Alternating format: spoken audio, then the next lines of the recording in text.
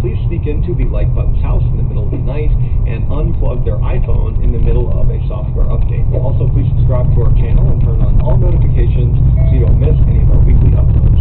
Alright, let's get into today's story.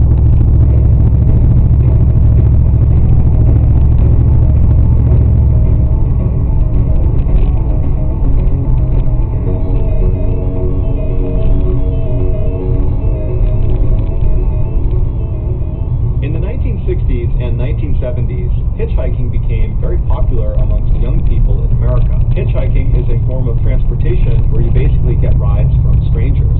And so the way it works is a hitchhiker will stand on the side of a busy road and they'll extend their arm out, they'll kind of hold their thumb up, which signals to passing motorists that they want to hitchhike. That's the kind of universal sign for hitchhiking.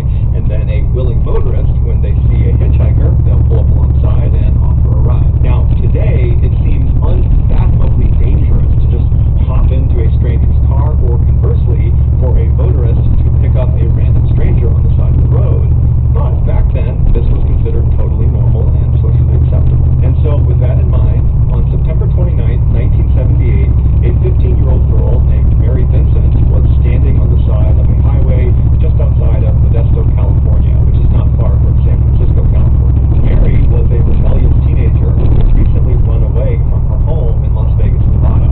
Her parents were going through a very nasty divorce, and she just couldn't stand to be in the house anymore, and so that's why she had run away. And so she had hitchhiked all the way up to Los Angeles, California, where her grandfather lived.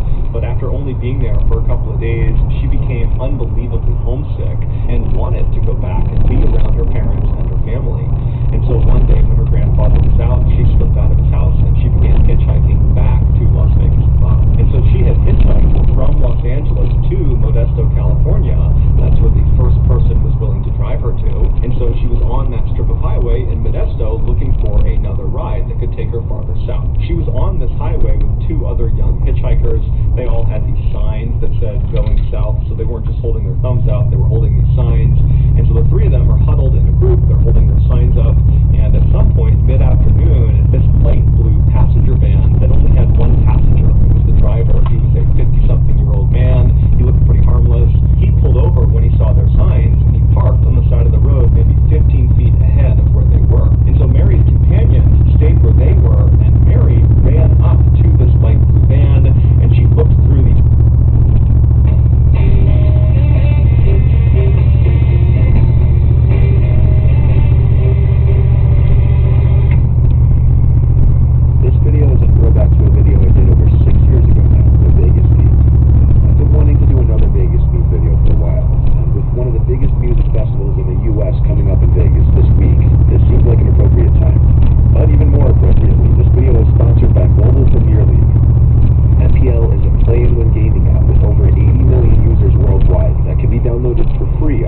devices on the Apple Store and Android devices on the MPL website.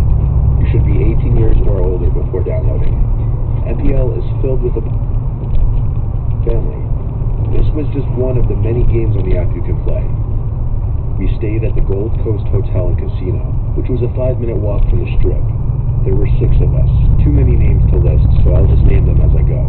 But we had 3 rooms, and 2 to each room. I was rooming with Joey. Our flight landed around 5, so by the time we were unpacked and settled in the hotel, it was around 7.